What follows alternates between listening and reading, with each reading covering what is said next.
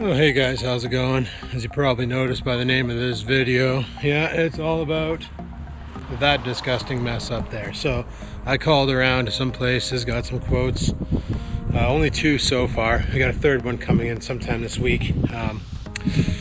Yeah, so the first quote was from a company in town.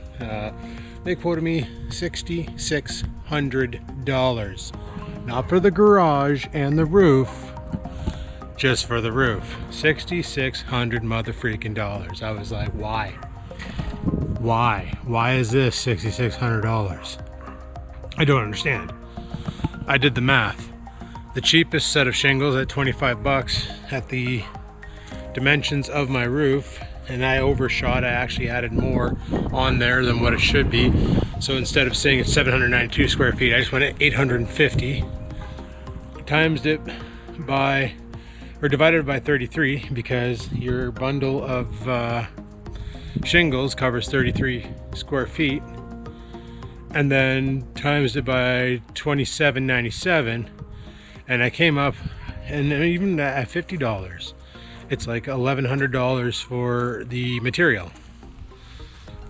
So then, you know, they have this new underlay they put on the roof, and they have this ice barrier shit and all that. And I looked, and so for the full cost of material on the quote before labor, it was $2,200.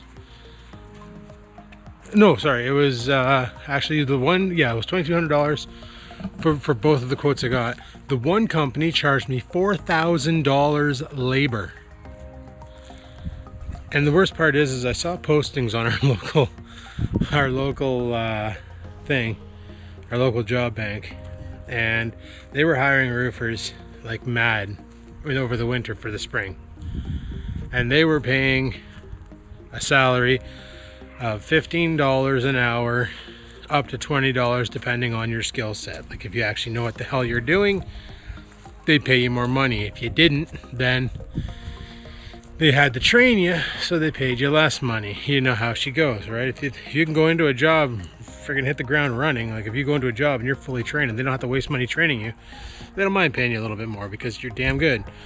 But if you go into a job with no experience, then they got to waste their assets and their money and their time training you up. But so $15 to $20 an hour. So let's say these roofers are getting paid $20 an hour. They have 4 people here at 80 bucks an hour.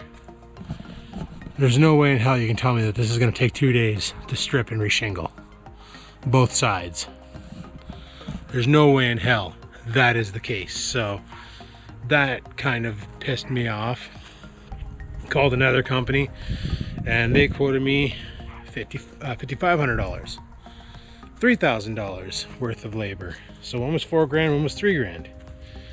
So I'm like, holy shit, like what's really going on? I called up to one company and asked them, like, why is the labor so high?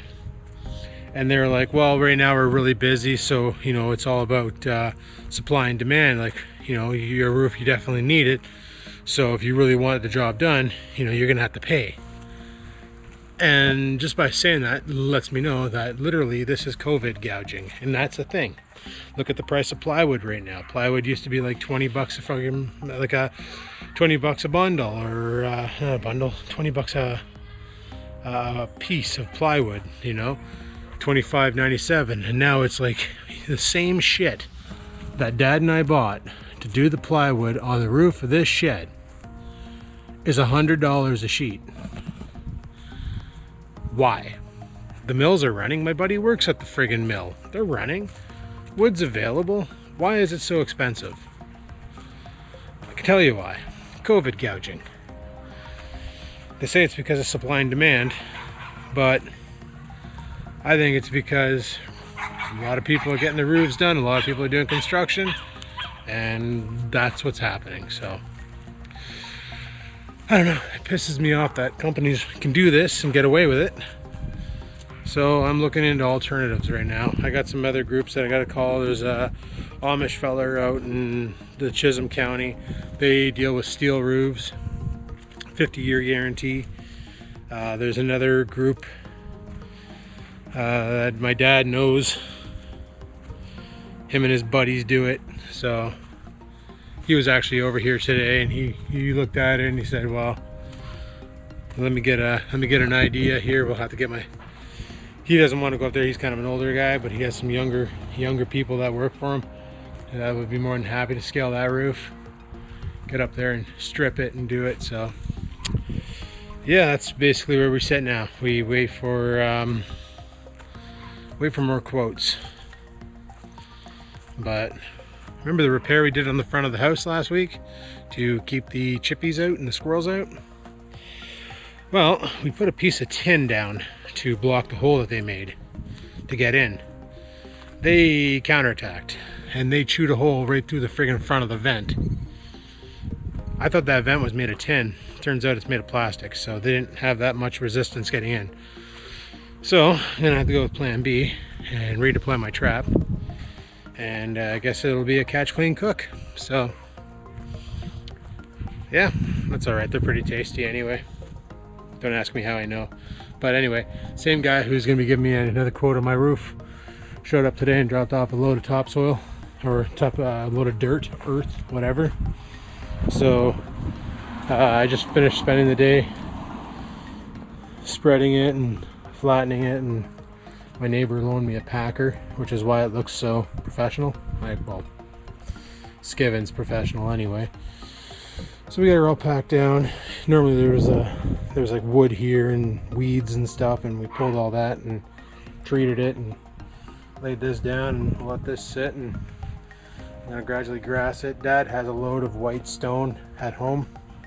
We're gonna lay that flat here, and then I'll put my hose back on it and we'll be golden. But yeah, friggin' Chippy's got back into the that's why the truck's not in the driveway, if you're wondering. It's because I had to make room for the mother of all trailers to back up, because Buddy was doing another job and he collected a bunch of this dirt and he didn't know what to do with it. So Dad's like, oh, drop it off at my son's house. Hence the the tire canyon here kind of sunk into the that'll bounce back. I don't even care about that. Dad's like, oh my god, your lawn. And I'm like, who cares? Who cares at this point? There's bigger fish to fry, you know. That'll bounce back. A couple of years ago, Dad came over and he parked on the lawn too, and he left some divots. Or even this summer when I let that puts in truck park on my lot in the front yard, and that left some divots and they bounced back. I'm not too worried about that shit. I wonder if we're gonna get some strawberries or raspberries this year. This is all raspberry bush over here. I left a little bit just to see if we'd get some cultivation that we can walk upon. Oh, they're gonna try. At least we got rid of all the vines. That's the main thing I wanted gone, was the vines. Some more dogwood back there. Some more dogwood over there. Those dogwood trees, I swear they're freaking weeds, but oh well. We'll see if the strawberries come back, or raspberries, sorry, if they come back this year. If they do, I'll cultivate some, make some jelly. But you know, a lot of people were mad when I tore this all up, but there was a reason behind it. The main reason was it was 25% raspberry bush, 95% other crap that needed to go. So tearing it up was a smart move on my part, and it was a fun project.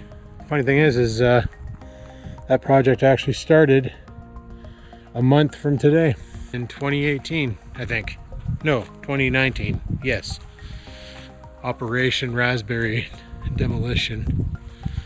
You can go back and watch that video if you want. It's pretty good. There's a whole series on it coming out here and dealing with that area. That's when we got the wood chipper and fixed the wood chipper and brought the blades over to Dad's house, and he sharpened them up for us. And you guys remember Chippy? There's Bender, and there's Chippy over there in the corner. You can see its chute, and its red chute down there.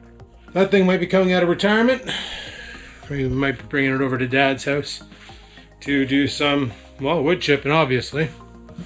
Anyway, guys, I need to head to the grocery store. I want to do a barbecue tonight. I just thought I'd give you guys a little information update video explaining what's going on.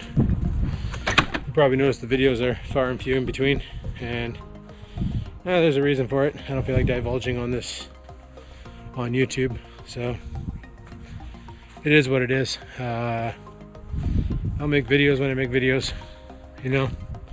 Got to start focusing on real life versus video content. It is what it is. A lot of people hate that word. Anyway, thanks for watching. Hopefully you enjoyed today's video. Like I said, they're gouging on the labor. It's not even 1,000 square feet. It's like under 800, but I've been quoting over 800 just for the case of it. I understand it's a steep roof. She ain't exactly the greatest of angles. It ain't like the garage, that's for sure. But still, it's not a lot of surface area there. There's no reason why somebody couldn't tag that out in one day. But according to everybody I talked to, they all say they could. And the worst part is my neighbor's house across the street. He had one of the groups that I called. He had a full reshingle done on his house. And that group that charged me $6,600 charged him $7,100. His roof is 1,300 square feet, I think he said. So pretty much almost double mine. And they charged him like $500 more than they quoted me. So that's kind of bullshit. COVID gouging, it's a thing. Anyway, thanks for watching. Like, favorite, comment. Don't forget to subscribe. And until next time, guys, peace the frig out. Sit, stupid, sit. Good dog.